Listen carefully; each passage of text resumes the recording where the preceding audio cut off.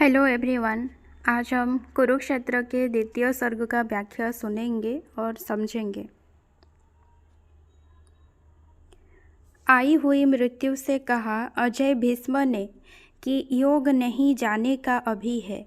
इसे जानकर रुकी रहो पास कहीं और स्वयं लेट गए बाणों का शयन, बाणों का ही उपधान कर।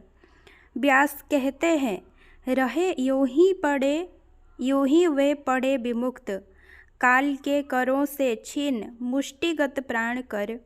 और पंथ जोहती विनीत कहीं आसपास, हाथ जोड़ मृत्यु रही खड़ी शास्ति मानकर। युधिष्ठिर गए हैं अपने ग्लानि का अपने ग्लानि को किसके सामने उपस्थित करने के लिए, पितामह भीष्म के सामने। ठीक है, तो वो जाते हैं पितामह भीष्म के पास। तो पितामह भीष्म किस अवस्था में है उसका वर्णन किया गया है। मृत्यु जो भीष्म के पास आई थी, ठीक है, उससे अजय अमर भीष्म ने क्या कहा। अजय भीष्म ने कहा कि अभी जाने का समय नहीं हुआ है, अतः पास कहीं ठहरे रहो। ठीक है, और स्वयं भी बाणों के सेज पर लेट गए। उपधान भी बाण का ही बना था, उपधान यानी तकिया। ठीक है, सेज भी किसका बना था, बाणों का, और तकिया भी था बाणों का। व्यासदेव कहते हैं कि भीष्म काल के हाथों से अपने प्राण को हस्तगत कर लिए हैं। ठीक है, यानी कि अपने प्राण को काल के करों से छीन लाए हैं, और यूं ही विमुक्त यानी कि आज़ाद होके पड़े रहे। ठीक है, काल के करों से आज़ाद होके। मृत्यु क्या कर रही है, जो कि भीष्म के पास आई थी। मृत्यु जैसे भीष्म की आज्ञा मानकर, शास्ति समझकर, दंड समझकर, जो भीष्म बोले ना कि यहीं कहीं ठहरे रहो, तो इसी को मृत्यु जो है शास्ति समझकर, विनीत होकर, नम्र होकर, हाथ जोड़े आसपास खड़ी होकर राह जोती रही। ठीक है, जोती यानी ध्यानपूर्वक देखती रही। ये मृत्यु का जो क्यों बोला गया है कि भीष्म जो है मृत्यु काल के हाथों से अपने प्राण को छीन लाए। भीष्म के पास अपनी मृत्यु का समय चुनने की शक्ति थी। भीष्म सूर्य के दक्षिणायन होने पर मरना नहीं चाहते थे, इसीलिए बाणों की सैया पर लेटे हुए सूर्य के उत्तर की ओर जाने की प्रतीक्षा कर रहे थे। मैं जब ये व्याख्या का बना रही थी, ये व्याख्या, ठीक है, तब मुझे पहले से नहीं पता था ये उत्तरायण और दक्षिणायन की बात। ठीक है, तो मैं लिख रही थी, फिर मैंने सोचा कि बता देना बेहतर है आप लोगों को, कि ताकि आप लोग भी जान सकें। लेकिन इस बार का जो री एग्ज़ाम का क्वेश्चन था, वहाँ पर मैंने देखा ये क्वेश्चन आया था। ठीक है, दक्षिणायन और उत्तरायण का क्वेश्चन आया था, तो मैंने सोचा यार हद है, मतलब इतना डीप भी क्वेश्चन आ सकता है। तो इसीलिए जो लिखा गया है काव्य में, ठीक है, उसके पीछे भी जो रहस्य है उसको भी आप लोगों के लिए जानना जरूरी है। ठीक है, श्रृंग चढ़ जीवन के आर पार हेरते से, योगलीन लेटे थे पितामह गंभीर से। देखा धर्मराज ने विभा प्रसन्न फैल रही, श्वेत सिरोरूह सर ग्रथित शरीर से। करते प्रणाम छूते सिर से पवित्र पद, उंगली को धोते हुए लोचनों के नीर से। हाय पितामह, महाभारत विफल हुआ, चीख उठे धर्मराज व्याकुल अधीर से। तो यहाँ पर क्या बताया गया कि भीष्म जो है क्यों काल के करों से अपने प्राण को छीन लिए थे, क्योंकि उनके पास मृत्यु का समय चुनने की शक्ति थी, और सूर्य के दक्षिणायन होने पर भीष्म जो है मरना नहीं चाहते थे। इसीलिए वो क्या किए थे कि मृत्यु को बोले कि इधर कहीं पर रुकी रहो। ठीक है, अभी जाने का समय नहीं है। वो किसकी प्रतीक्षा कर रहे थे, सूर्य के उत्तर की ओर जाने की प्रतीक्षा कर रहे थे। तो पहुंच जाते हैं कौन, धर्मराज युधिष्ठिर, ठीक है, पितामह के पास। क्या कहते हैं,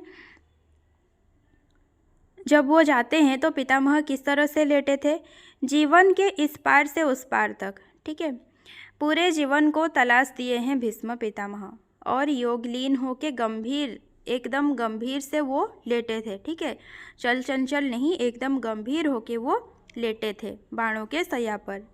धर्मराज ने देखा कि पितामह के सर से ग्रथित शरीर से तथा धबल केशों से संतोष की कांति या चमक फैल रही है। ठीक है, सर से ग्रथित हो गया था उनका शरीर, ठीक है, क्योंकि वो बाणों के सैया के ऊपर लेटे थे, और उनके बाल, ठीक है, धबल केशों से कैसी चमक फैल रही थी, संतोष की। यहाँ पर क्या लिखा है, विभा प्रसन्न फैल रही, ठीक है, तो ये प्रसन्न की चमक फैल रही थी। धर्मराज क्या करते हैं, पितामह को प्रणाम किए, पितामह के पवित्र पदों को मस्तक से छुए, पाँवों को, भीष्म पितामह के पाँवों को जो है सिर नवाते हैं। कौन, धर्मराज युधिष्ठिर। तो युधिष्ठिर रो रहे थे, ठीक है, इसीलिए यहाँ पर क्या बोला गया है कि आँखों के आंसू से जो पितामह के उंगलियों को धोते हुए, ठीक है, क्योंकि वो रो रहे थे धर्मराज, तो जब पितामह के पाँव को अपने सिर से छूते हैं तो उनके आँखों से आंसू जो है उनके पैरों पे आते हैं। ठीक है, तो उसी को बोला गया है कि आँखों के आंसू से उंगलियों को धोते हुए धर्मराज युधिष्ठिर व्याकुल व अधीर होकर चिल्ला उठे, मतलब चीख उठे, रो रो कर चीख उठे। क्या बोले कि हाय पितामह, महाभारत विफल हुआ। वीर गति पाकर सुयोधन चला गया है, छोड़ मेरे सामने अशेष ध्वंस का प्रस्तार, छोड़ मेरे हाथ में शरीर निज प्राणहीन, व्योम में बजाता जय दुंदुभी सा बार बार, और यह मृतक शरीर जो बचा है शेष, चुप चुप मानो पूछता है मुझसे पुकार, विजय का एक उपहार मैं बचा हूँ, बोलो जीत किसकी है और किसकी हुई है हार। और क्या बोलते हैं युधिष्ठिर कि सुयोधन यानी कि दुर्योधन, ठीक है, वीर गति पाकर चला गया है, वो मर चुका है मेरे सामने, और वो तो चला गया लेकिन मेरे सामने क्या छोड़ गया, मेरे सामने अशेष ध्वंस का फैलाव छोड़ दिया है, जिधर भी देखूं बस ध्वंसावशेष गिरा है, मेरे हाथ में अपना प्राणहीन शरीर छोड़ दिया है। कौन, सुयोधन। आसमान में विजय का ढोल बजा रहा है बार बार, और ये तो मृत शरीर बचा है, ये जो मृत शरीर युधिष्ठिर के हाथ में सुयोधन छोड़ के गया है, ठीक है, वो मानो चुप चुप क्या बोल रहा है, युधिष्ठिर को पुकार कर पूछता है कि सिर्फ मैं, यानी कि ये मृत शरीर पूछ रहा है कि सिर्फ मैं एक विजय के उपहार के रूप में बचा हूँ, ठीक है, तो बताओ कि किसकी जीत है या किसकी हार हुई है। हाय पितामह, हार किसकी हुई है, यह ध्वंस अवशेष पर सिर धुनता है कौन, कौन भस्म राशि में विफल सुख ढूंढता है, लपटों से मुकुट के पट बुनता है कौन, और बैठ मानव की रक्त सरिता के तीर नियति के व्यंग्य भरे अर्थ गुनता है कौन, कौन देखता है सबदाह बंधु बांधवों का उत्तरा का करुण विलाप सुनता है कौन। धर्मराज कहते हैं कि पितामह, ये जो मृत शरीर सुयोधन मेरे हाथ में छोड़ के गया है, वो मुझे पूछ रहा है कि जीत किसकी हुई, ये जीत है या फिर किसकी हार हुई। पितामह आप बोलिए कि हार किसकी हुई। युधिष्ठिर पितामह से पूछ रहे हैं कि हाय पितामह, यह किसकी हार हुई, ध्वंस के अवशेषों को देखकर कौन सिर पीट रहा है। ठीक है, ये सब क्वेश्चन जो है युधिष्ठिर पितामह भीष्म से पूछ रहे हैं कि ध्वंस के अवशेषों को देखकर कौन सिर पीट रहा है, भस्म राशि में विफल सुख को कौन ढूंढ रहा है, अग्नि शिखाओं से कौन मुकुट का कपड़ा बुन रहा है। मुकुट यानी पगड़ी समझ सकते हैं या फिर मुकुट, ठीक है, मुकुट का जो कपड़े से बना जो मुकुट है वो कपड़ा अग्नि शिखाओं से कौन बुन रहा है। ठीक है, मुकुट का कपड़ा को अग्नि शिखाओं से कौन बुन रहा है। मानव की रक्त नदी के तट पर बैठकर, मानव की रक्त नदी, अब सब लोग जो भी मर गए हैं तो बोला गया है कि रक्त की नदी बह रहा है। ठीक है, रक्त की नदी बह रही है, तो मानव की उस रक्त नदी के तट पर बैठकर भाग्य के व्यंग्य भरे अर्थ के बारे में कौन सोच रहा है। युधिष्ठिर को जो व्यंग्य का स्वर सुनाई दे रहा है उसी के बारे में बोला गया है कि भाग्य के व्यंग्य भरे अर्थ के बारे में कौन सोच रहा है। बंधु बांधवों का शबदाह कौन देख रहा है। अभिमन्यु की पत्नी उत्तरा का करुण विलाप कौन सुनता है। ये सब क्वेश्चन पूछ रहे हैं युधिष्ठिर भीष्म से। जानता कहीं जो परिणाम महाभारत का, तन बल छोड़ मैं मनोबल से लड़ता। तप से, सहिष्णुता से, त्याग से सुयोधन को जीत नई नींव इतिहास की में धरता। और कहीं वज्र गलता न मेरी आह से, जो मेरे तप से नहीं सुयोधन सुधरता। तो भी हाय यह रक्तपात नहीं करता मैं, भाइयों के संग कहीं भीख मांग मरता। युधिष्ठिर कह रहे हैं कि अगर महाभारत का परिणाम मुझे पता होता तो मैं बाहुबल से नहीं बल्कि मनोबल से लड़ता। ठीक है, जो युद्ध हुआ वो युद्ध नहीं होता, मैं मनोबल से लड़ता। मनोबल किसे कहा गया है? तप, त्याग, सहिष्णुता, जो भी मन के बल होते हैं, ठीक है, जो भी मानसिक बल होते हैं। तप, त्याग, सहिष्णुता से सुयोधन को जीतकर इतिहास का एक नया आधार बनाता। और अगर युधिष्ठिर के दुख दर्द से सुयोधन की कठोरता न पिघलती, वो अगर नहीं मानता, ठीक है, तप से सुयोधन ना सुधरता, तो भी युधिष्ठिर युद्ध नहीं करते। अगर उन्हें महाभारत का परिणाम पता होता, वो रक्तपात नहीं करते, भाइयों के साथ कहीं जाकर भीख मांगा करते। किंतु हाय जिस दिन बोया गया युद्ध बीज, साथ दिया मेरा नहीं मेरे दिव्य ज्ञान ने, उलट दी मति मेरी भीम की गदा ने और पार्थ के सरासन ने अपनी कृपाण ने। और जब अर्जुन को मोह हुआ रणबीज, बुझती शिखा में दिया घृत भगवान ने।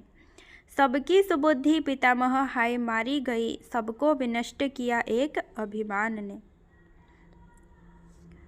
युधिष्ठिर बोल रहे हैं कि अगर महाभारत का परिणाम मुझे पता होता तो मैं कभी नहीं लड़ता, मैं तप त्याग से सुयोधन को जीतने की कोशिश करता। अगर फिर भी वो नहीं मानता उन सब से, तो मैं भाइयों के संग वन चला जाता, भीख मांगता। ठीक है, लेकिन हुआ क्या?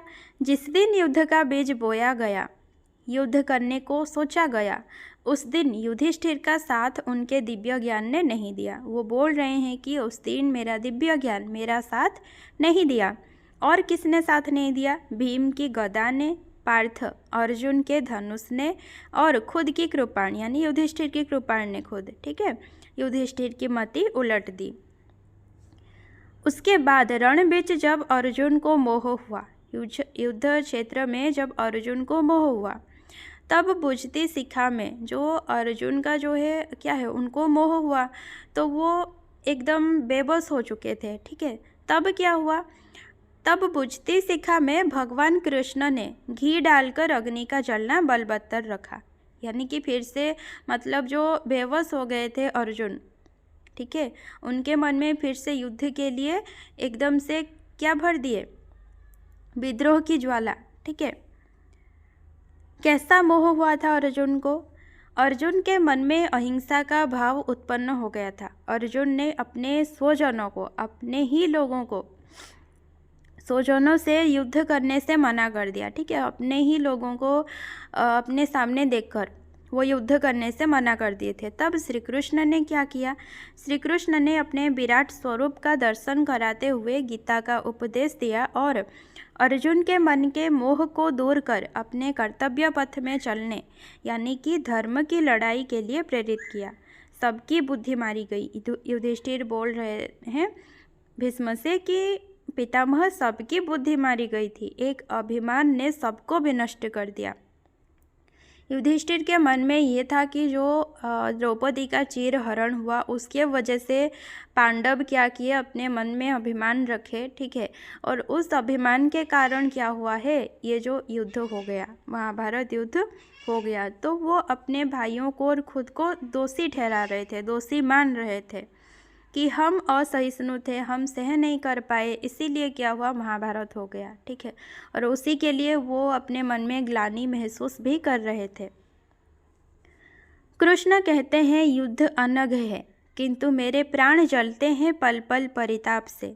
लगता मुझे है क्यों मनुष्य बच पाता नहीं, दह्यमान इस पुराचीन अभिशाप से। और महाभारत की बात क्या, गिराए गए जहाँ छल छद्म से, बरण्य वीर आपसे अभिमन्यु बध और सुयोधन का बध, हाय हम में बचा है यहाँ कौन किस पाप से। युधिष्ठिर बोल रहे हैं कि कृष्ण कहते हैं कि युद्ध क्या है, पवित्र है, अनग है, पाप रहित है। ठीक है, ये पाप नहीं है, युद्ध पाप नहीं है। किंतु युधिष्ठिर के प्राण पल पल सिर्फ दुख कष्ट से जल रहे हैं, ग्लानि से भर गए हैं। युधिष्ठिर सोचते हैं कि क्यों मनुष्य युद्ध नामक इस प्राचीन दह्यमान अभिशाप से बच नहीं पाता। ठीक है, युधिष्ठिर जो है युद्ध को क्या बोले हैं कि प्राचीन दह्यमान अभिशाप, एक ऐसा पुराना अभिशाप है जो कि जला देता है मन को। ठीक है, घुटन महसूस करने के लिए बाध्य कर देता है। तो इससे मनुष्य क्यों नहीं बच पाता है। और महाभारत की तो बात ही क्या कहें, है ना। वहाँ कहाँ, महाभारत में पितामह भीष्म के तरह वरण्य वीरों को छल कपट से नाश किया गया।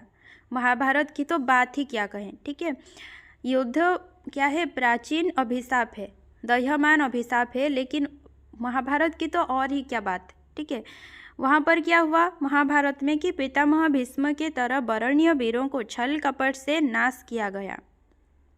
अभिमन्यु का वध हुआ, सुयोधन का वध हुआ, किसी भी पाप से और कोई नहीं बचा है। ठीक है, एक और सत्यमयी गीता भगवान की है, एक और जीवन की वीरति प्रबुद्ध है। जानता हूँ लड़ना पड़ा था हो विवश, किंतु लहू सनी जीत मुझे दिखती अशुद्ध है। ध्वंसजन्य सुख या कि शत्रु दुख शांतिजन्य, ज्ञात नहीं कौन बात नीति के विरुद्ध है। जानता नहीं मैं कुरुक्षेत्र में खिला है पुण्य, या महान पाप यहाँ फूटा बन युद्ध है। युधिष्ठिर बोल रहे हैं कि एक और कृष्ण की सत्यमयी गीता है और एक और जीवन में उदासीनता सचेत अवस्था में है, चैतन्य अवस्था में है। ठीक है, युधिष्ठिर जानते हैं कि विवश होकर लड़ना पड़ा था। जो महाभारत हुआ था वो विवश होकर लड़ना पड़ा था, ना चाहते हुए भी लड़ना पड़ा था, कितनी रक्त से। लेकिन ये जो जीत है, ठीक है, जीत किसकी हुई, पांडवों की जीत हुई। तो युधिष्ठिर कह रहे हैं कि हमने लड़ा था कैसे, विवश होकर। ठीक है, लेकिन जो जीत हमें मिली वो रक्त से सनी हुई है, उसके चारों तरफ रक्त लगे हैं। ठीक है, और ये जो रक्त से सनी हुई जीत है युधिष्ठिर को अशुद्ध दिख रही है। युधिष्ठिर पूछ रहे हैं कि ध्वंस से जात ये सुख है या फिर शांति से जात अश्रु सहित दुख है। ये जो जीत है ये ध्वंस से उत्पत्ति हुआ सुख है या फिर जो है शांति से जात अश्रु सहित दुख है।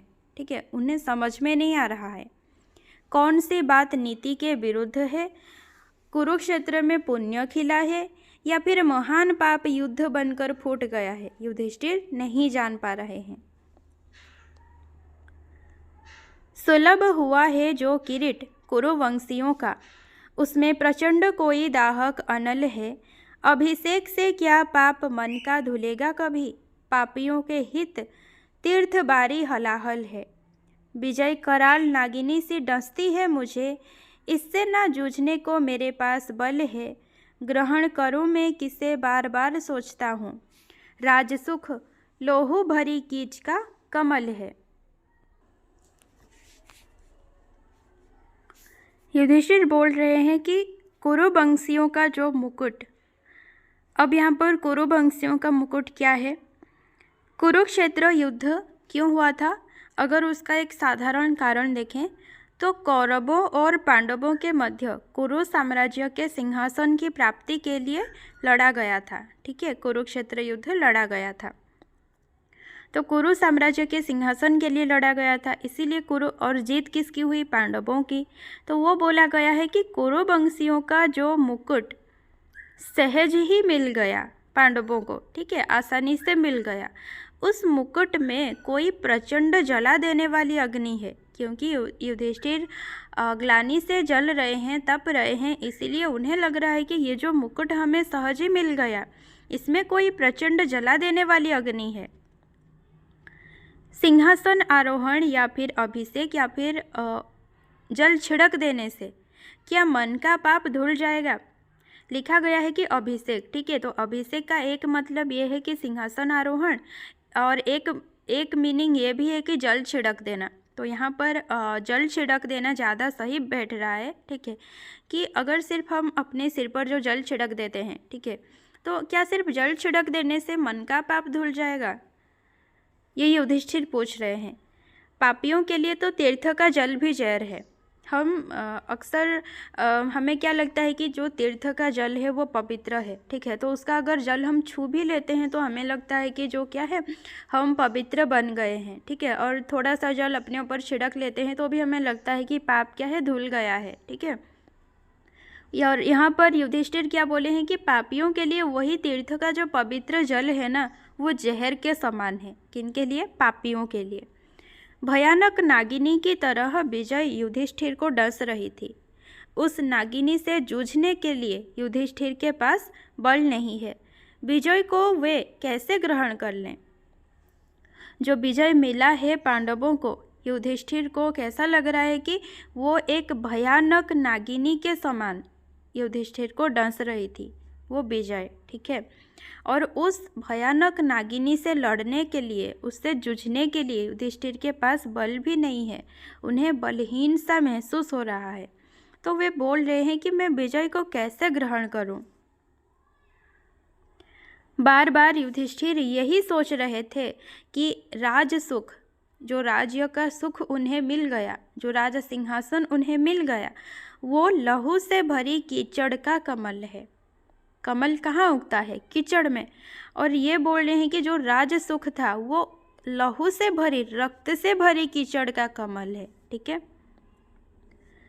बालहीना माता की पुकार कभी आती और आता कभी आर्तनाद पितृहीन बाल का। आँख पड़ती है जहाँ, हाय वहीं देखता हूँ सिंदूर पूछा हुआ सुहागिनी के भाल का। बाहर से भाग कक्ष में जो छिपता हूँ कभी, तो भी सुनता हूँ अट्टहास क्रूर काल का। और सोते जागते मैं चौंक उठता हूँ, मानो सोनित पुकारता हो अर्जुन के लाल का। युधिष्ठिर बोल रहे हैं कि कभी बालहीन माता की पुकार सुन रहा हूँ, यानी कि वो माता जिसका पुत्र युद्ध क्षेत्र में मर गया है, ठीक है। बालहीन माता की पुकार कभी सुनता हूँ तो कभी पितृहीन बाल का आर्तनाद सुनते हैं। वो बालक जिसका पिता मर गया है युद्ध में, उसके करुण पुकार को सुन रहे हैं युधिष्ठिर। और जहाँ भी आंख पड़ती है, जहाँ भी देखते हैं युधिष्ठिर, क्या देखते हैं? सुहागिनी के माथे से सिंदूर पोछा हुआ देखते हैं बाहर से। और ये सब देखकर युधिष्ठिर सह नहीं पाते हैं, तो वो बाहर से भाग जाते हैं कक्ष के अंदर। लेकिन वहाँ भी ये जो ग्लानि है उनका पीछा नहीं छोड़ती। बाहर से भागकर युधिष्ठिर जब कमरे के अंदर जाकर छिप जाते हैं, तब भी निर्दय काल का अट्टहास सुनते हैं। सोते जागते युधिष्ठिर चौंक उठते हैं। क्यों चौंक उठते हैं? कि मानो जैसे अभिमन्यु के रक्त उन्हें पुकार रहा हो। जिस दिन समर की अग्नि बुझ शांत हुई, एक आग तब से ही जलती है मन में। हाय पितामह, किसी भांति नहीं देखता हूँ मुझे मुँह दिखलाने योग्य निज को भुवन में। ऐसा लगता है लोग देखते घृणा से मुझे, धिक सुनता हूँ अपने पे कण कण में। मानव को देख आंखें आप झुक जाती, मन चाहता अकेला कहीं भाग जाऊं वन में। जिस दिन युद्ध खत्म हुआ, समर की अग्नि बुझकर शांत हो गई, तब से ही युधिष्ठिर के मन में एक आग जल रही है। वो तड़प रहे हैं। किसी भी प्रकार से संसार में अपना मुंह दिखाने का योग्य युधिष्ठिर खुद को नहीं मान रहे हैं। युधिष्ठिर को ऐसा लगता था कि लोग उन्हें घृणा से देखते हैं। कोने कोने में उन्हें धिक्कार सुनाई देती थी। मानव को देखते ही युधिष्ठिर की आंखें झुक जाती थी, वह नम हो जाते थे। वे और क्या चाहते थे? अकेले कहीं वन में भाग जाना चाहते थे, क्योंकि बाहर जाते हैं तो व्यंग्य सुनाई देता है, अंदर जाते हैं तब भी वो अट्टहास सुनते हैं।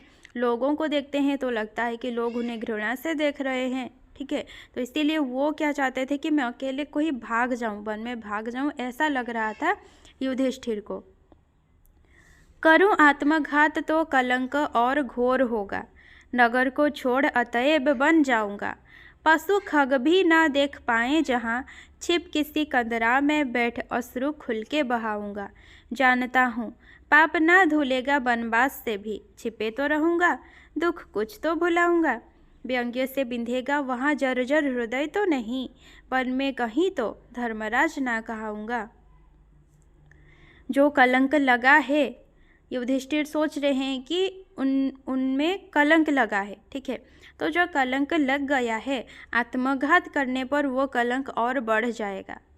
इसीलिए नगर छोड़कर युधिष्ठिर वन चले जाना चाहते थे, जहाँ पशु पंछी तक उन्हें देख नहीं पाएंगे। वो कहीं गुफा में बैठकर खुलकर रोएंगे। बनवास से भी, वो कहते हैं कि बनवास जाने से भी जो पाप हैं वो नहीं धुलेंगे, ठीक है, वो जानते हैं, मगर छिपा तो रहूँगा, कम से कम दुख कुछ तो कम होगा। जो व्यंग्य यहाँ पर जो मिल रहा है, ठीक है, कम से कम वो वन में, वो गुफा में वो तो नहीं मिलेगा, और व्यंग्य के वजह से कमजोर हृदय को कष्ट तो ना मिलेगा। वन में कम से कम उन्हें कोई धर्मराज तो ना कहेगा। युद्ध होने के वजह से सारा ध्वंसावशेष देखने के बाद धर्मराज कहलाने पर भी उन्हें घुटन महसूस हो रही थी। तो वो कहते हैं कि कम से कम वन में जाकर छिपे रहने पर कोई तो मुझे धर्मराज तो कोई ना कहेगा। और तब चुप हो रहे कौन्तेय, संयमित करके किसी विध शोक दुष्परिमेय, उस जलद सा एक पारावार हो भरा जिसमें लबालब, किंतु जो लाचार बरस तो सकता नहीं, रहता मगर बेचैन है। इतना सब पितामह से कहने और पूछने के बाद किसी तरह नापा ना जा सकने वाले दुख को संयमित करके युधिष्ठिर चुप रहे। इतना सब कुछ पितामह से बोले, कुछ प्रश्न पूछे, उसके बाद वो चुप रहे। और उनका दुख कैसा था, मतलब इतना ज़्यादा दुख था कि उसको कोई नाप ही ना सके, और उसको वो धैर्य धर के वो क्या किए, चुप हो गए, ठीक है। युधिष्ठिर इस प्रकार दुखी है जैसे मेघ समान कोई समुद्र हो जो भरा हुआ हो लेकिन फिर भी लाचार हो, बरस नहीं सकता, सिर्फ बेचैन रहता हो, ठीक है। इस प्रकार से दुखी थे, मतलब मन में बहुत सारे क्या है, दुख हैं, पीड़ा है, लेकिन वो उसको बरसा नहीं सकते हैं, उसको मतलब जोर जोर से बोल नहीं पा रहे हैं, जोर जोर से रो नहीं पा रहे हैं, ठीक है, एकदम से घुटन महसूस कर रहे हैं। भीष्म ने देखा गगन की ओर, मापते मानो युधिष्ठिर के हृदय का छोर, और बोले, हाय नर के भाग, क्या कभी तू भी तिमिर के पार उस महत आदर्श के जग में सकेगा जाग। एक नर के प्राण में जो हो उठा साकार है, आज दुख से, खेद से, निर्वेद के आघात से। अब भीष्म बोलना शुरू करते हैं। बोलने से पहले वह गगन की ओर देखते हैं, आकाश की ओर देखते हैं, और क्या सोचते हैं कि मानो वो युधिष्ठिर के हृदय का छोर को माप रहे हैं कि कितना बड़ा है युधिष्ठिर का हृदय, ठीक है, ये सोच रहे हैं आकाश की ओर देखकर, और बोल रहे हैं कि हाय मनुष्य के भाग्य, क्या कभी तू भी अंधकार के पार महत आदर्श की दुनिया में जाग सकेगा। मनुष्य के भाग्य को पूछ रहे हैं। एक मनुष्य के प्राण में दुख, खेद, ग्लानि के आघात से जो महत आदर्श साकार हो उठा है। एक मनुष्य यहाँ पर कौन है, युधिष्ठिर। युधिष्ठिर के प्राण में दुख, खेद, ग्लानि के आघात से जो महत आदर्श साकार हो उठा है। भीष्म पूछ रहे हैं, भाग्य से क्या कभी तू भी इस महत आदर्श की दुनिया में जाग सकेगा। और युधिष्ठिर से कहा, तूफान देखा है कभी, किसी तरह आता प्रलय का नाद व करता हुआ, काल सा वन में द्रोमों को तोड़ता झकझोरता, और मूलोच्छेद कर भू पर सुलाता क्रोध से, उन सहस्रों पादपों को जो कि क्षीणाधार हैं, रुग्ण शाखाएं द्रोमों की हरहरा कर टूटती, टूट गिरते गिरते शावकों के साथ नीड़ विहंग के, अंग भर जाते बनानी के निहत तरु गुल्म से, छिन्न फूलों के दलों से, पंछियों के देह से। भीष्म ने युधिष्ठिर से कहा, क्या कभी तुमने तूफान देखा है। अब तूफान के बारे में वर्णन करते हैं। तूफान प्रलय का नाद करता हुआ आता है, काल के समान वन में पेड़ों को तोड़ डालता है, झकझोर देता है और क्रोधित होकर मूल से उच्छेद करके भूमि पर सुला देता है। कमजोर पेड़ों के साथ तूफान यही करता है। दुर्बल शाखाएं, अब जब तूफान आ ही गया है, ठीक है, पेड़ों को झकझोर रहा है, तब क्या हुआ, दुर्बल शाखाएं हरहरा कर टूट जाती हैं। और क्या होता है, तूफान से पंछियों के घोंसले शाबकों के साथ टूटकर गिर जाते हैं। बनानी के अंग यानी कि जो पूरा वन है, ठीक है, पूरा वन गिरे हुए तरु गुल्म टूट के गिरे हुए फूलों के दल तथा पंछियों के देह से भर जाता है। आपने देखा भी होगा जब साइक्लोन आता है, ठीक है, तब क्या होता है, जिधर भी जाओ रास्ते में वो पेड़ सारे गिरे होते हैं, है ना। तो उसी तरह तूफान आने पर पूरे वन में क्या दिखता है, गिरे हुए तरु गुल्म, टूट के गिरे हुए फूलों के दल तथा पंछियों के देह। पर सिराएं जिस महिरूह की अतल में है गड़ी, वह नहीं भयभीत होता क्रूर झंझावत से। शीश पर बहता हुआ तूफान जाता है चला, नोचता कुछ पत्र या कुछ डालियों को तोड़ता, किंतु इसके बाद जो कुछ शेष रह जाता उसे देखता जीवित महिरूह शोक से निर्वेद से। जो कुछ शेष रह जाता, क्या क्या शेष रह जाता, ब्रैकेट में लिखा है, वन विभव के क्षय, बनानी के करुण वैधव्य। क्लांत पत्रों को झुकाए स्तब्ध मौनाकाश में सोचता, हे भेजती हमको प्रकृति तूफान क्यों। लेकिन इस तूफान से वृक्ष के जड़, वृक्ष तो गिर जाता है, लेकिन उसके जड़ के साथ क्या होता है, इस तूफान से वृक्ष के जड़ जो कि भूमि के तल, ठीक है, अनंत तल में गड़ी होती हैं, वे भयभीत नहीं होते हैं। जो ऊपर दुर्बल शाखाएं होती हैं वो गिर जाते हैं, लेकिन जो अंदर जो जड़ है, ठीक है, वो भयभीत नहीं होते हैं तूफान से। तूफान सिर पर से होते हुए चला जाता है, ठीक है, कुछ पत्ते नोच डालता है, कुछ डालियों को तोड़ डालता है, उसके बाद जो कुछ भी बचता है ध्वंसावशेष, उसी को बनानी का करुण वैधव्य बोला गया है, ठीक है। जो बच जाता है उसे देखता कौन है, जीवित वृक्ष शोक और ग्लानि से देखता है। क्लांत पत्रों को झुकाए, कैसे देखता है, क्लांत पत्रों को झुकाए, स्तब्ध होकर मौन रूप से सोचता है कि हमारे पास तूफान को प्रकृति भेजती ही क्यों है। पर नहीं यह ज्ञात उस जड़ वृक्ष को प्रकृति भी तो है अधीन विमर्श के। यह प्रभंजन शस्त्र है उसका नहीं, किंतु है आवेगमय विस्फोट उसके प्राण का, जो जमा होता प्रचंड निदाग से फूटना जिसका सहज अनिवार्य है। यहाँ पर जो पूछा गया कि हमारे पास तूफान को प्रकृति क्यों भेजती है, उसी का उत्तर यहाँ पर दिया गया है कि जड़ वृक्ष को पता नहीं होता है कि प्रकृति भी आवेश के अधीन होती है। जो क्रोध मानव करता है उसी प्रकार प्रकृति भी क्रोध करता है, ठीक है। यह तूफान प्रकृति का शस्त्र नहीं है, बल्कि प्रकृति के प्राणों का आवेगमय विस्फोट होता है। कहते हैं ना कि मनुष्य जब प्रकृति के साथ बुरा करता है तो प्रकृति भी मनुष्य के साथ बुरा करती है। प्रचंड निदाघ में जमा हुआ आवेग सहज वो अनिवार्य रूप से फूट जाता है। कहता है ना कि जब बहुत ज़्यादा गर्मी हो उसके बाद बारिश होती है ना, तो उसी तरह लिखा गया है कि प्रचंड निदाघ में जमा हुआ आवेग, प्रकृति के प्राणों में जमा हुआ आवेग सहज वो अनिवार्य रूप से, स्वाभाविक रूप से फूट जाता है, स्वाभाविक रूप से तूफान आता है।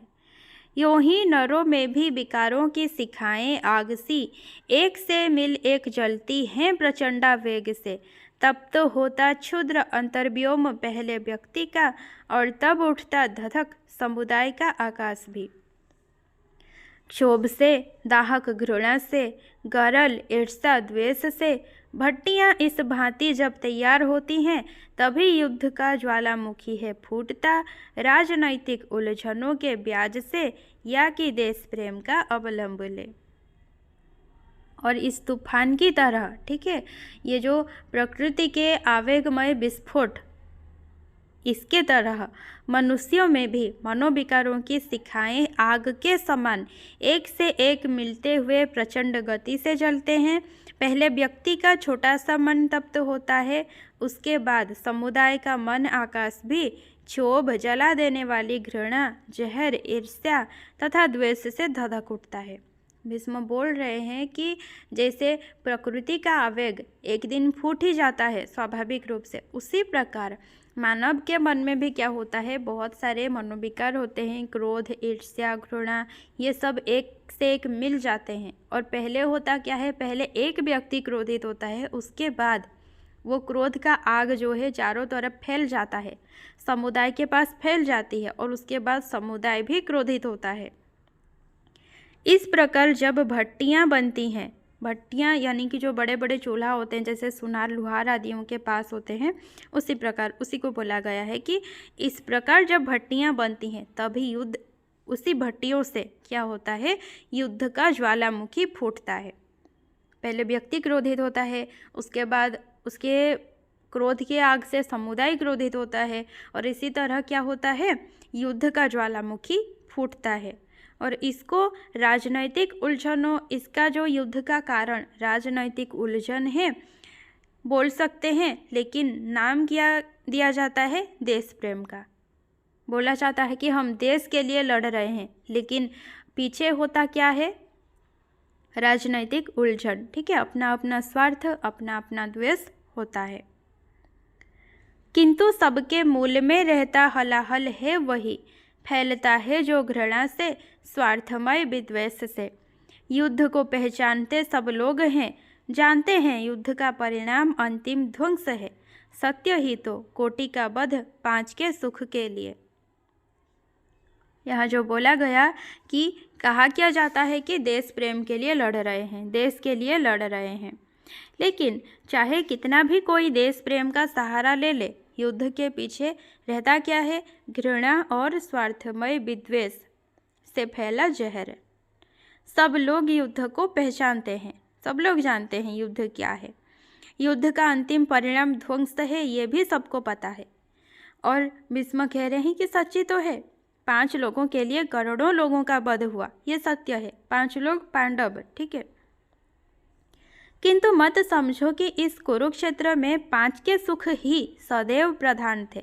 युद्ध में मारे हुओं के सामने 5 के सुख दुख नहीं, उद्देश्य केवल मात्र थे।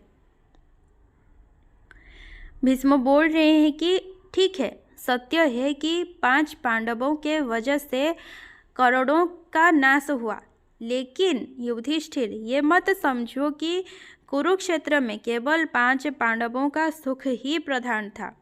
ये मत सोचो कि केवल पांडवों का सुख दुख के लिए ही यह युद्ध हुआ है, इसके पीछे सिर्फ पांडव ही दोषी हैं, यह मत समझो। युद्ध में जो मारे गए हैं उनके सामने 5 का सुख दुख ही एक उद्देश्य नहीं था, कभी नहीं था। और भी थे भाव उनके हृदय में, स्वार्थ के, नरता की, जलते शौर्य के, खींचकर जिसने उन्हें आगे किया, हेतु उस आवेश का था। और भी मत समझो कि ये जो पांडव का अभिमान था केवल इसी वजह से युद्ध हुआ था। जो मारे गए हैं युद्ध में, मृतकों के हृदय में पांडवों के सुख दुख के अलावा स्वार्थ, नरत्व और शूरता का अहंकार भी था।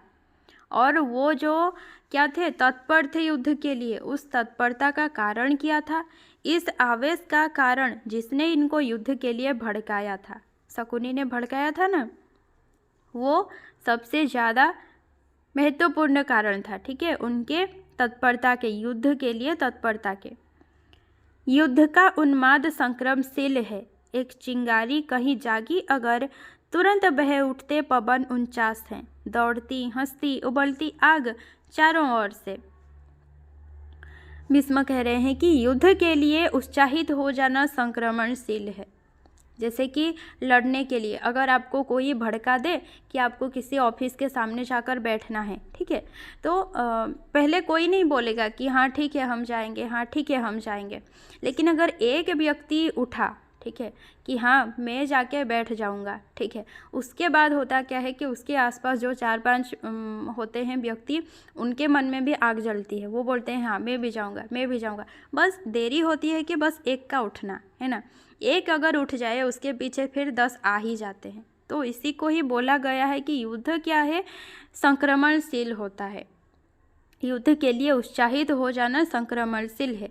कहीं अगर एक चिंगारी भी जागी, तुरंत 49 पवन बह उठते हैं। 49 पवन बहुत शक्तिमान होता है। हनुमान जी जब लंका में आग लगाए थे तब बहा था 49 पवन। ठीक है, बहुत शक्तिशाली, सबको उड़ा ले, एकदम से भारी बारिश भी कर दे।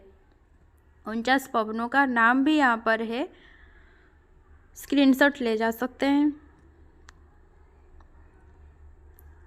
चारों ओर से उबलती आग दौड़ आती है और जब 49 पवन बहते हैं, ठीक है, तब क्या होता है, चारों ओर से उबलती आग दौड़ आती है। अब एक चिंगारी अगर किसी के मन में जाग गई युद्ध के लिए, तो बाकी सारे जो भी लोग उसके आसपास उसके संपर्क में होते हैं वो भी क्या होते हैं, एकदम से उन्माद हो जाते हैं युद्ध के लिए और आग लग जाती है युद्ध की। और तब रहता कहाँ अवकाश है तत्व चिंतन का, गंभीर विचार का। युद्ध की लपटें चुनौती भेजती प्राणमय नर्क में छिपे शार्दूल को। भीष्म बोल रहे हैं कि भीष्म क्या, आप खुद भी देखिए, सपोज एक खड़ा हुआ, फिर उसके पास 10-5 और भी खड़े हो गए, लेकिन वो लोग इतना क्रोधित हो रहे होते हैं ना, तब मतलब जब कोई भड़का दे कि वहाँ पर जाके विद्रोह करना है, तो 10-5 लोग ऐसे खड़े हो जाते हैं कि हाँ ठीक है हम विद्रोह करेंगे। वो तब उनके पास मतलब सोचने के लिए वक्त ही नहीं होता है कि अरे यार अगर जो हम विद्रोह करेंगे क्या उसका परिणाम क्या होगा, क्या हमें ये विद्रोह करना भी चाहिए कि नहीं, ये सोचने के लिए उनके पास वक्त तक नहीं होता है। ठीक है, और ना ही उस वक्त अगर कोई समझाए तो भी वो समझते हैं। तब बस दिल में बस एक बात चलती है कि हमें विद्रोह करना है, मतलब करना है। भीष्म कहते हैं कि तब रहता कहाँ अवकाश है, जब युद्ध के लिए उत्साहित हो जाते हैं, उन्माद हो जाते हैं लोग, तब गंभीर विचार तत्व चिंतन के लिए समय ही नहीं होता है। मनुष्य में छिपे शेर को युद्ध की शिखाएं चुनौती भेजती हैं। युद्ध की ललकार सुन प्रतिशोध से दीप्त हो अभिमान उठता, बोल है चाहता नस तोड़कर बहना लहू, आसोयम तलवार जाती हाथ में। क्या बोला गया है कि जब मनुष्य में छिपे शेर को युद्ध की शिखाएं चुनौती भेजती हैं। अब सरल बात भी देख लीजिए, अगर आपको कोई ललकार दे, चल भाई मेरे साथ लड़, देखता हूँ कि तुझ में कितना बल है, तो ना चाहते हुए भी ना आपको बुरा लगेगा। और अगर आप नहीं लड़ेंगे तो भी आपको बुरा लगेगा कि नहीं मैं इससे ऐसे तो हार नहीं मान सकता, इसको भी दिखा देना होगा कि मेरे अंदर कितना बल है। ये भावना जो है मन में आ जाती है। ठीक है, अगर कोई हमें ललकार दे, तो वही होता है युद्ध में भी। जब मनुष्य में छिपे शेर को युद्ध की शिखाएं चुनौती भेजती हैं, तब मनुष्य का अभिमान युद्ध की ललकार सुनकर प्रतिशोध की ज्वाला से जल उठता है। रक्त नसों को तोड़कर बहना चाहते हैं, मतलब खून जो है ना वो एकदम खौल उठता है। ठीक है, अंदर ही अंदर, तो रक्त नसों को तोड़कर बहना चाहते हैं, इतना क्रोधित होता है मनुष्य। और तलवार अपने आप हाथ में आ जाती है। ठीक है, रुग्ण होना चाहता कोई नहीं रोग, लेकिन आ गया जब पास हो, तिक्त औषधि के सिवा उपचार क्या, समित होगा वो नहीं मिष्टान्न से।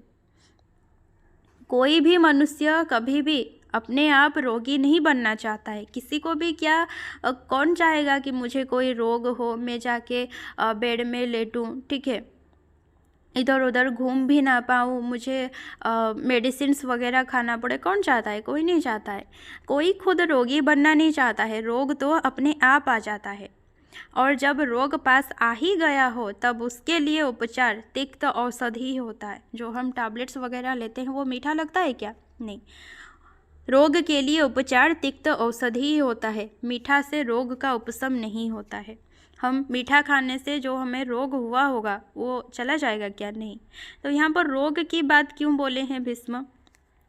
जैसे कि कोई खुद रोगी नहीं बनना चाहता है, उसी तरह कोई युद्ध भी नहीं करना चाहता है। लेकिन जैसे रोग अपने आप आ जाता है, उसी तरह युद्ध की ये जो लपटें हैं, ठीक है, ये जो चिंगारी है वो अपने आप आ ही जाती है व्यक्ति के सामने। और जब रोग पास आ ही गया हो और जब सामने आपके युद्ध ललकार रहा हो, आपके शत्रु आपको ललकार रहे हों, तब रोग के लिए तिक्त औषधि काम आता है। और युद्ध के लिए अगर आपका शत्रु आपके सामने आपको ललकार रहा है तो आपको जाके उससे लड़ना है, ठीक है। मीठी बातों से आप उसको चुप नहीं करा सकते हैं, मीठी बातों से आप उसको जीत नहीं सकते हैं। यहाँ पर क्या बोला गया कि मीठा से रोग का उपशम नहीं होता है। उसी तरह जब आपके सामने युद्ध की लपटें बिछाई गई हो, आपको ललकार जा रहा हो, तब आपको लड़ना चाहिए। मीठे बातों से कुछ नहीं होता, ठीक है। वो बात समझा रहे हैं भीष्म युधिष्ठिर को। हे मृषा, तेरे हृदय की जल्पना, युद्ध करना पुण्य या दुष्पाप है, क्योंकि कोई कर्म है ऐसा नहीं जो स्वयं ही पुण्य हो या पाप हो। भीष्म युधिष्ठिर के मन की ग्लानि को व्यर्थ बताए हैं। युद्ध करना पुण्य है या दुष्पाप है, ये पूछना बकवास से बोले हैं, क्योंकि कोई भी कर्म ऐसा नहीं होता है जो कि अपने आप में पुण्य हो या फिर पाप हो। अगर कोई कर्म अपने आप में पुण्य या पाप नहीं है तो फिर पुण्य या पाप है क्या? सत्य ही भगवान ने उस दिन कहा, मुख्य है कर्ता हृदय की भावना, मुख्य है यह भाव जीवन युद्ध में भिन्न हम कितना रहें निज कर्म से। यहाँ पर क्या बोला गया कि कोई भी कर्म अपने आप में पुण्य या पाप नहीं है, तो फिर क्या है? भगवान कृष्ण सही बोले थे कि कर्ता के हृदय की भावना मुख्य है, ठीक है। कर्म पाप है या पुण्य है मत सोचिए, कर्म करने के लिए कर्ता के मन में क्या भावना है, कर्म करते वक्त कर्ता क्या सोच रहा है, वो भावना मुख्य है। जीवन युद्ध में अपने कर्मों से कितना दूर रहें ये भाव मुख्य है। असमर्थ तो और भी अपवाद है, चाहता कोई नहीं इसको मगर जूझना पड़ता सभी को, शत्रु जब आ गया हो द्वार पर ललकारता। युद्ध तो और भी अपवाद है, कोई नहीं चाहता युद्ध करने के लिए, मगर जब शत्रु ललकारता हुआ द्वार पर खड़ा हो तब सभी को जूझना ही पड़ता है। हे बहुत देखा सुना मैंने मगर भेद खोल पाया ना धर्माधर्म का। आज तक ऐसा कि रेखा खींचकर बांट दूं मैं पुण्य और पाप को। भीष्म बोल रहे हैं कि मैंने बहुत देखा है, बहुत सुना है, मगर धर्म और अधर्म का अंतर नहीं जान पाया हूँ। पुण्य और पाप को एक रेखा खींचकर मैं बांट नहीं पा रहा हूँ। जानता हूँ किंतु जीने के लिए चाहिए अंगार जैसी वीरता। अंगार कैसे होता है? जल रहा होता है ना, अंगार जैसी वीरता चाहिए। पाप हो सकता नहीं, वो युद्ध है जो खड़ा होता ज्वलित प्रतिशोध पर। भीष्म बोल रहे हैं कि मैंने भले ही पाप पुण्य में भेद ना जाना हो, मगर जीने के लिए अंगार जैसी वीरता चाहिए, ये मुझे मालूम है। युद्ध कभी पाप हो ही नहीं सकता। क्यों? क्योंकि ज्वलित प्रतिशोध के कारण युद्ध होता है। युद्ध को भीष्म पाप नहीं बोले हैं। छिनता हो सत्व कोई और तू त्याग तप से काम ले, यह पाप है। पुण्य है विच्छिन्न कर देना उसे, बढ़ रहा तेरी तरफ जो हाथ हो। भीष्म बोल रहे हैं कि अगर कोई तुमसे तुम्हारा अस्तित्व छीन रहा हो और तुम त्याग तप से काम लो, जैसे कि युधिष्ठिर क्या सोच रहे थे कि अगर महाभारत का परिणाम पता होता तो मैं तप त्याग से सुयोधन को जीत लेता। तो उसी को बोल रहे हैं भीष्म कि अगर कोई तुमसे तुम्हारा अस्तित्व छीन रहा हो और तुम त्याग तप से काम लो तो ये पाप है, ठीक है। और पुण्य क्या है कि जो हाथ तुम्हारे तरफ बढ़ रहा हो उसे काट कर अलग कर देना, ठीक है, मतलब अपनी वीरता का प्रदर्शन करना, ये होता है पुण्य। बद्ध विदलित और साधनहीन को है उचित अवलंब अपनी आह का, गिड़गिड़ा कर किंतु मांगे भीख क्यों वो पुरुष जिसकी भुजा में शक्ति हो। कोई व्यक्ति जो बंधन में बंधा हुआ हो, दलित हो या फिर साधनहीन हो, ठीक है, वो दुख पीड़ा पश्चाताप आदि को सहारा बना सकता है। ठीक है, वो दुखी हो सकता है, वो ग्लानि महसूस कर सकता है अगर कोई साधनहीन है, कोई दलित है। ठीक है, लेकिन वो पुरुष जिसकी बाहों में शक्ति हो, भला वो क्यों गिड़गिड़ा कर भीख मांगे? जिसके पास शक्ति नहीं है वो किसी के सामने जाकर गिड़गिड़ाए, ठीक है, लेकिन जिसके पास बाहुबल है, भला वो क्यों जाके दूसरों के सामने गिड़गिड़ाए? युद्ध को तुम निंद्य कहते हो, मगर जब तलक हैं उठ रही चिंगारियां भिन्न स्वार्थों के कुलिस संघर्ष की, युद्ध तब तक विश्व में अनिवार्य है। तुम युद्ध को निंद्य कहते हो, युधिष्ठिर कह रहे थे युद्ध निंद्य है, मगर जब तक भिन्न भिन्न स्वार्थों के कारण वज्र के समान कठोर संघर्षों की चिंगारियां उठ रही होंगी, तब तक विश्व में युद्ध अनिवार्य है। और जो अनिवार्य है उसके लिए खिन्न या परितप्त होना व्यर्थ है। तू नहीं लड़ता ना लड़ता, आग यह फूटती निश्चय किसी भी ब्याज से। युद्ध जो कि होना ही है, ठीक है, यहाँ जैसे कि बोला गया कि जब तक संघर्षों की चिंगारियां उठ रही होंगी तब तक विश्व में युद्ध अनिवार्य है। और जो युद्ध अनिवार्य है, जो युद्ध होना ही है, उसके लिए दुखी या फिर परितप्त होना व्यर्थ है। तू अगर ना भी लड़ता, अगर युधिष्ठिर ना भी लड़ते, तब भी क्या होता, युद्ध की ज्वालामुखी कैसे भी करके फूट ही जाती छल कपट के द्वारा। क्योंकि शकुनी तो चाहता ही था कि युद्ध तो होना ही है, क्योंकि वो तो कौरवों का नाश चाहता था, है ना। आप लोगों को शायद ही पता हो कि शकुनी कौरवों के साथ था, कौरवों को भड़का रहा था पांडवों के विपक्ष के लिए, लेकिन वो चाहता क्या था, कौरवों का नाश। ठीक है, पांडवों के भिक्षु होने से कभी रुक ना सकता था सहज विस्फोट, यह ध्वंस से सिर मारने को थे तुले ग्रह उपग्रह क्रुद्ध चारों ओर के। पांडव अगर भिक्षु बन भी जाते, अगर वो युद्ध नहीं करते, तब भी यह स्वाभाविक युद्ध रुक नहीं सकता था, इसको होना ही था। चारों ओर के क्रुद्ध ग्रह उपग्रह ध्वंस के लिए अशेष प्रयत्न कर रहे थे। चारों ओर से लोग क्रोधित थे, उत्तेजित थे, युद्ध करने के लिए उत्साहित थे। धर्म का है एक और रहस्य भी, अब छिपाऊं क्यों भविष्यत से उसे। 2 दिनों तक मैं मरण के भाल पर हूँ खड़ा, पर जा रहा हूँ विश्व से। धर्म का एक और भी रहस्य है, भला इस रहस्य को भविष्य से क्यों छिपाऊं। मैं 2 दिनों तक मरण के सिर पर खड़ा हूँ, पर दुनिया से जा रहा हूँ। वो तो मृत्यु के द्वार पर ही खड़े थे, है ना, बाणों के शयन में। व्यक्ति का है धर्म तप करुणा क्षमा, व्यक्ति की शोभा विनय भी त्याग भी, किंतु उठता प्रश्न जब समुदाय का, भूलना पड़ता हमें तप त्याग को। तप करुणा क्षमा ये सब व्यक्ति के धर्म हैं, ठीक है, विनय और त्याग व्यक्ति की शोभा है, लेकिन जब समुदाय की बात हो तब तप त्याग को भूलना पड़ता है।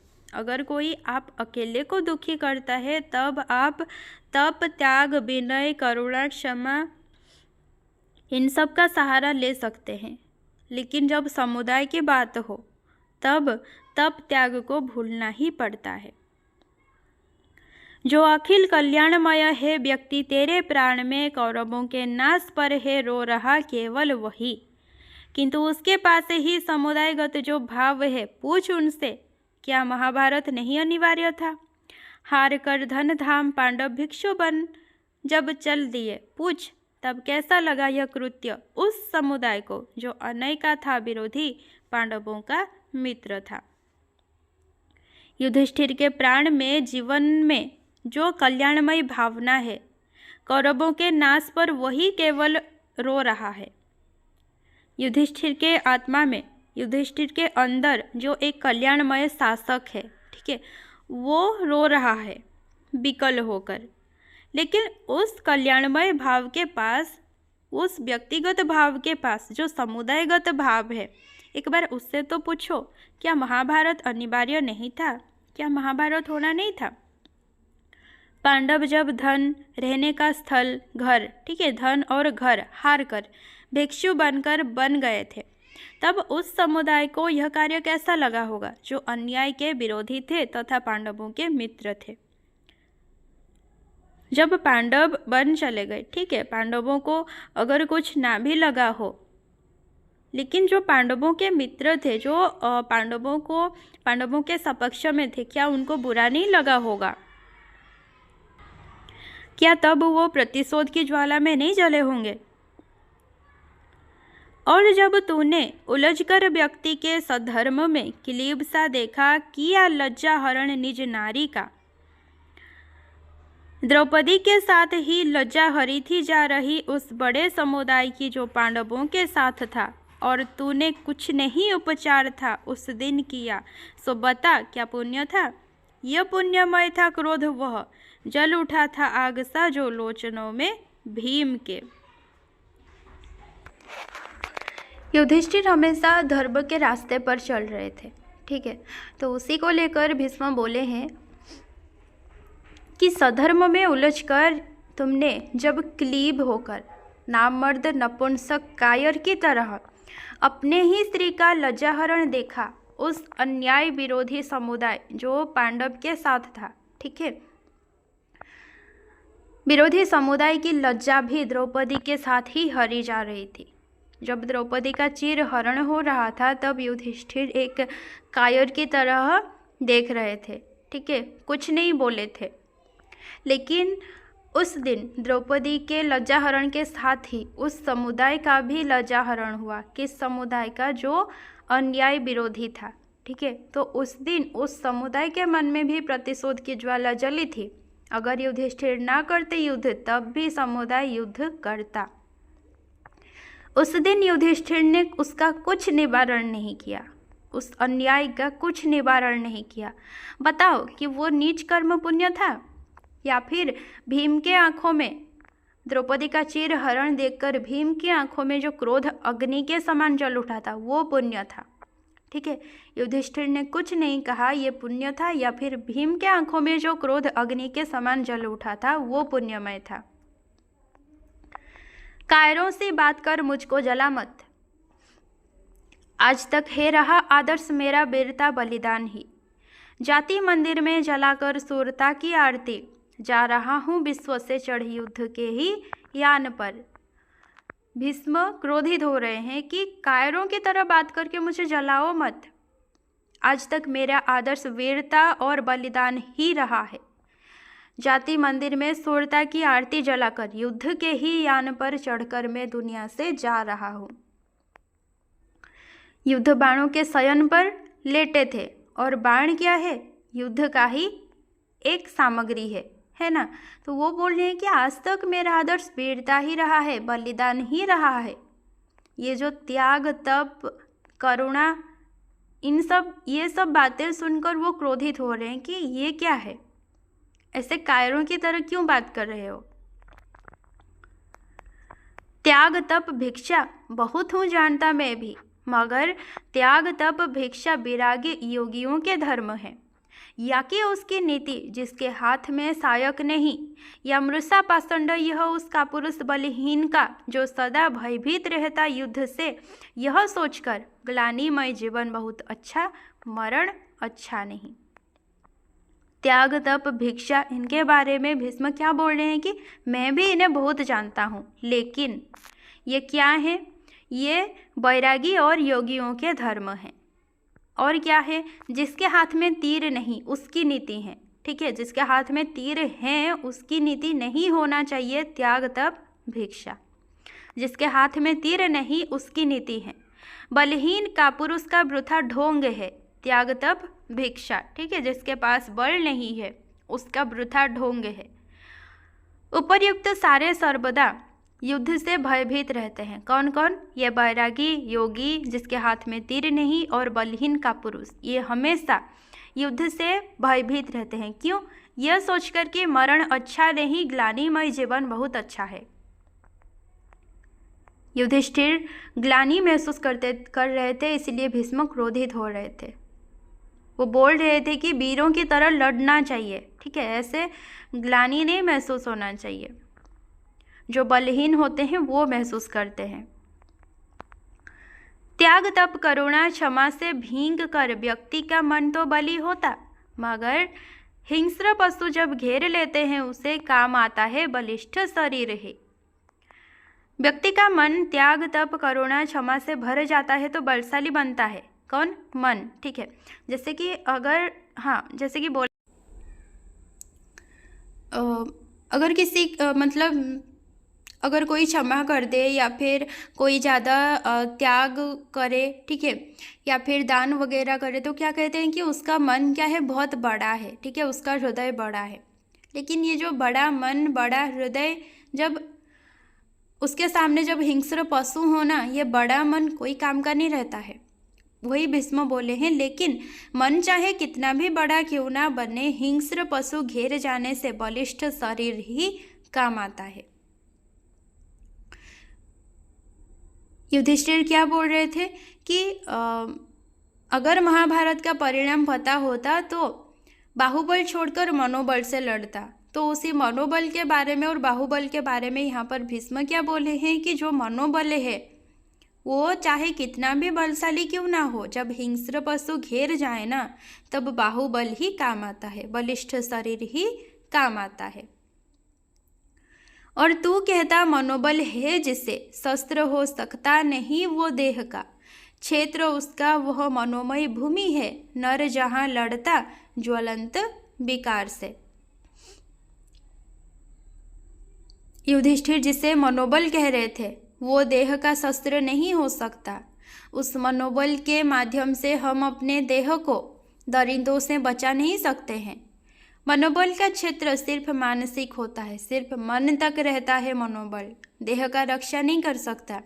केवल मन तक ही मनोबल रहता है। मन वो क्षेत्र है जहाँ मानव ज्वलंत विकारों से लड़ता है। हम अपने मन में ही घुटते रहते हैं, है ना। अगर कोई बात हमें बुरा लगे तो हम मन में घुटते रहते हैं। तो उसी जो घुटन का क्षेत्र है, जो मन है, उसी के अंदर ही रहता है मनोबल, उससे बाहर नहीं जा सकता। कौन केवल आत्मबल से जूझकर जीत सकता, देह का संग्राम है। पाशविकता खड्ग जब लेती उठा, आत्मबल का एक बस चलता नहीं। देह के संग्राम को कौन केवल आत्मबल के सहारे जीत सकता है। अगर दो व्यक्ति लड़ रहे हैं तो बाहुबल ही चाहिए दोनों को। उनमें से एक मनोबल से नहीं लड़ सकता है, नहीं जीत सकता है। जब कोई पशु के समान आचरण करे, खड्ग उठाए, तब आत्मबल किसी काम का नहीं रहता। कोई आपको मारने के लिए एक शस्त्र उठाकर खड़ा है और आप वहाँ पर तप त्याग क्षमा इसकी बात करेंगे तो वो नहीं मानेगा, सीधा मार कर वो भाग जाएगा, है ना। तब आप कुछ नहीं कर सकते। तो मनोबल नहीं, बाहुबल से लड़ना चाहिए जब आपको शत्रु आपके द्वार पर ललकार रहा हो। जो निरामय शक्ति है तप त्याग में, व्यक्ति का ही मन उससे है मानता। योगियों की शक्ति से संसार में हारता लेकिन नहीं समुदाय है। तप त्याग में जो निष्कलंक शक्ति है, तप त्याग भी बुरी चीज नहीं है, उस पर निष्कलंक शक्ति है, उसे केवल व्यक्ति का मन ही मानता है। संसार में योगियों की शक्ति से समुदाय नहीं हारता है। भीष्म क्या बोल रहे हैं कि जो व्यक्ति का मन है वो सिर्फ मान सकता है कि वो अकेला इंसान बोल सकता है कि मुझे तप त्याग करुणा इनका सहारा लेना है, लेकिन समुदाय नहीं सोचता है, ठीक है। कानन में देख अस्थि पुंज मुनि पुंगवों का, दैत्य वध का था किया प्रण जब राम ने। मति भ्रष्ट मानवों के शोध का उपाय एक शस्त्र ही है। पूछा था कोमल मना वाम ने, नहीं प्रिय सुधर मनुष्य सकता है तप त्याग से भी, उत्तर दिया था घनश्याम ने। तप का परंतु वश चलता नहीं सदैव, पतित समूह की कुवृत्तियों के सामने। चित्रकूट से राम अत्रि ऋषि के आश्रम गए थे। उसके बाद सरभंग मुनि से भेंट की, ठीक है। और उनसे भेंट करने के बाद राम आगे बढ़े जा रहे थे, तब उन्हें स्थान स्थान पर हड्डियों के ढेर देखे उन्होंने। तो उन हड्डियों के बारे में मुनियों ने बताया कि राक्षसों ने अनेक मुनियों को खा डाला है और उन्हीं मुनियों की हड्डियां हैं। तो इस पर राम ने प्रतिज्ञा की कि वे समस्त राक्षसों का वध करके पृथ्वी को राक्षस विहीन कर देंगे। यह आपको अरण्य कांड में मिलेगा, ठीक है। तो यहाँ पर क्या हुआ था, जब मुनियों की हड्डियों के पुंज को देखा राम ने तो दैत्य वध का प्रण किया। तब सीता जी ने पूछा था कि क्या मतिभ्रष्ट मानवों के सुधार के लिए शस्त्र ही एक उपाय है। वहाँ पर वाम लिखा है, वाम का अर्थ भी वामा ले सकते हैं, ठीक है। तो भारतीय धर्मशास्त्रों के अनुसार ब्रह्मा जी के दाएं कंधे से पुरुष और वाम स्कंध से स्त्री की उत्पत्ति हुई थी। यही कारण है कि स्त्री को वामांगी कहा जाता है या फिर वामा वाम भी कह सकते हैं, ठीक है। और विवाह के बाद उसे पति के वाम भाग की ओर बैठाए जाने की परंपरा है, इसलिए यहाँ पर वाम लिखा है। तो तब राम जी, यहाँ पर लिखा है घनश्याम, ठीक है, उत्तर दिया घनश्याम ने। तो घनश्याम जी उत्तर दिए थे कि प्रिय, तप त्याग से भी मनुष्य सुधर सकता है। यहाँ जो पूछा सीता जी ने कि मतिभ्रष्ट मानवों के सुधार के लिए क्या शस्त्र ही एक उपाय है, तो राम जी बोल रहे कि नहीं, शस्त्र ही एक उपाय नहीं है। तप और त्याग से भी मनुष्य सुधर सकता है, परंतु गिरे हुए समूहों के निंदित आचरण के सामने तप का वश हमेशा नहीं चलता है। जो नीच हरकत करते हैं ना लोग, उनके सामने हमेशा तप त्याग का वश नहीं चलता है, इसीलिए शस्त्रों को उठाना ही पड़ता है।